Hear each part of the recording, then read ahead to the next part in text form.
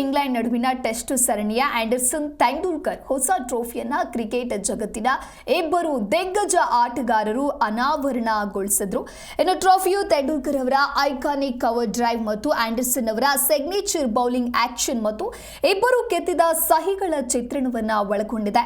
ಪಟೌಡಿ ಟ್ರೋಫಿಯನ್ನ ಇದೀಗ Anderson Tendulkar trophy ಎಂದು ಮರುನಾಮಕರಣ ಮಾಡಲಾಗಿದೆ. ಟೆಸ್ಟ್ ಸರಣಿ ಗೆದ್ದ ತಂಡಕ್ಕೆ ಈ ಟ್ರೋಫಿಯನ್ನ ವಿತರಣೆ ಮಾಡಲಾಗುತ್ತೆ.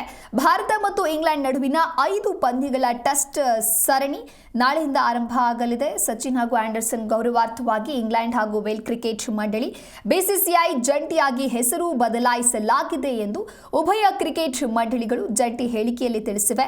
ಟ್ರೋಫಿ ಅನಾವರಣ ಸಮಾರಂಭದಲ್ಲಿ ಮಾತನಾಡಿದ ಸಚಿನ್ ತೆಂಡೂಲ್ಕರ್, ಆಂಡರ್ಸನ್ ಅವರೊಂದಿಗೆ ಗುರುತಿಸ್ತಾ ಇರೋದು ಒಂದು ಅತ್ಯುನ್ನತ ಗೌರವವಾಗಿದೆ ಎಂದು ಹೇಳಿದ್ರು.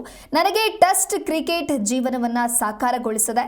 ಒಂದು ವೇಳೆ ಏನಾದರೂ ತಪ್ಪಾಗಿದ್ರೆ ಯೋಚಿಸಲು, ಕಲಿಯಲು ಮತ್ತೆ ಪುಟಿದೇಳಲು ಇನ್ನೊಂದು ದಿನವನ್ನ ನೀಡುತ್ತೆ. ಇದು ಸಹಿಷ್ಣುತೆ, ಶಿಸ್ತು ಮತ್ತು ಹೊಂದಾಣಿಕೆಯನ್ನ ಕಲಿಸುವ ಆಟದ ಅತ್ಯುನ್ನತ ರೂಪವಾಗಿದೆ.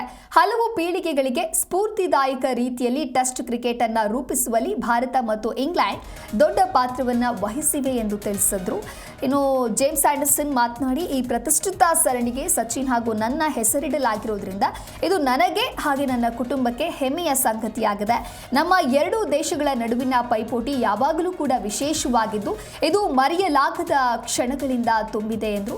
ಇನ್ನು ಆಂಡರ್ಸನ್ ಭಾರತದ ವಿರುದ್ಧದ ತಮ್ಮ ಟೆಸ್ಟ್ ವೃತ್ತಿ ಜೀವನದಲ್ಲಿ 39 ಪಂದ್ಯಗಳಲ್ಲಿ 149 ವಿಕೆಟ್ಗಳನ್ನು ಪಡೆದಿದ್ದಾರೆ.